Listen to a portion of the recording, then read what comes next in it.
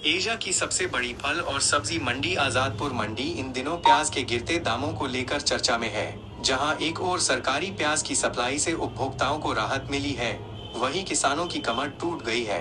मंडी में इन दिनों प्याज के ट्रक और बोरियों की बाढ़ आ गई है। महाराष्ट्र, मध्य प्रदेश, राजस्थान और उत्तर प्रदेश से प्याज की गाड़ियां लगातार पहुंच रही हैं।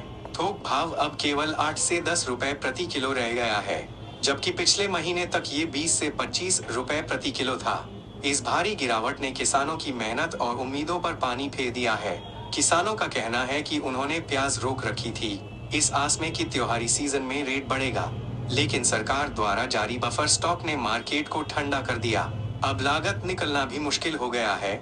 जहां खर्च 12 रुपए प्रति किलो है, वहीं मंडी में भाव सिर्फ 8 रुपए मिल रहा है। आजादपुर मंडी के व्यापारियों का कहना है कि रोजाना सैकड़ों ट्रक प्याज से लदे आते हैं, जिससे निजी व्यापारियों और किसानों दोनों को नुकसान उठाना पड़ रहा है। गोदाम भर चुके हैं, पर खरीदार कम है।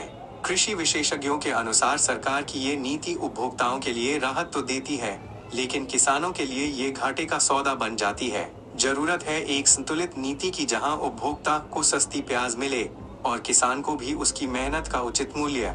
आशा है कि आने वाले दिनों में निर्यात बढ़ने और ठंड बढ़ने से बाजार में फिर सुधार होगा, लेकिन फिलहाल प्याज की गंध के साथ मंडी में चिंता की भी महक फैली हुई है।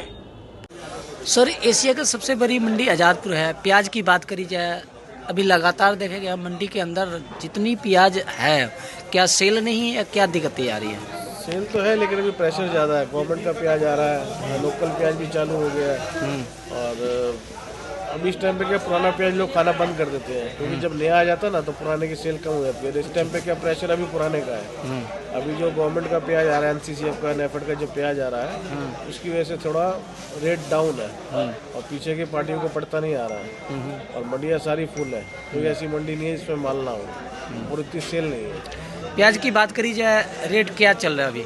रेट चल रहा है, जो सरकारी माल आ रहा है वो बिक रहा है 8 रुपये से लेके 12-13 रुपये तक जी। हाँ, और जो लोकल प्याज आ रहा है वो भी समझो 6-7 रुपये से लेके 15 रुपये तक। अच्छा। जो राजस्थान का जो अलवर का प्याज आता है, नया प्याज, वो बिक रहा है 6-7 रुपये से लेके 15 रुपये तक। अभी बात करी जाए, डेली के कितने ट्रक आ जा रहा है? अभी तो खैर 25 गाड़ी आज की रेवल है, बाकी 90 गाड़ी बैलेंस पड़ा है।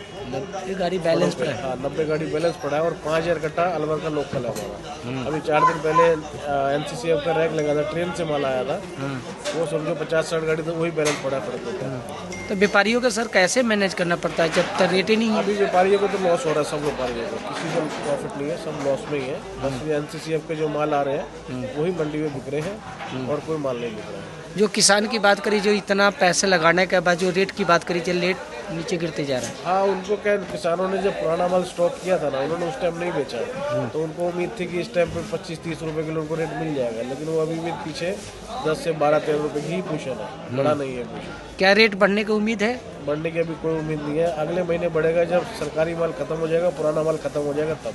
अच्छा, सरकारी माल खत्म होने के बाद? सरकारी माल भी है और किसानों के पास भी माल है पुराना, किसानों ने बेचा नहीं है। अच्छा, माल वो अभी तक उनके पास स्टॉक में है। मंडी में जिस तरह से देखा गया है, भीड़ भड़ाका है, लगातार जो ट्रक ही ट्रक आ रही है, मगर सेल तो है ही नहीं। सेल नहीं है, प्रेशर ज़्यादा है, सेल कम है, इसलिए पोजीशन डाउन है।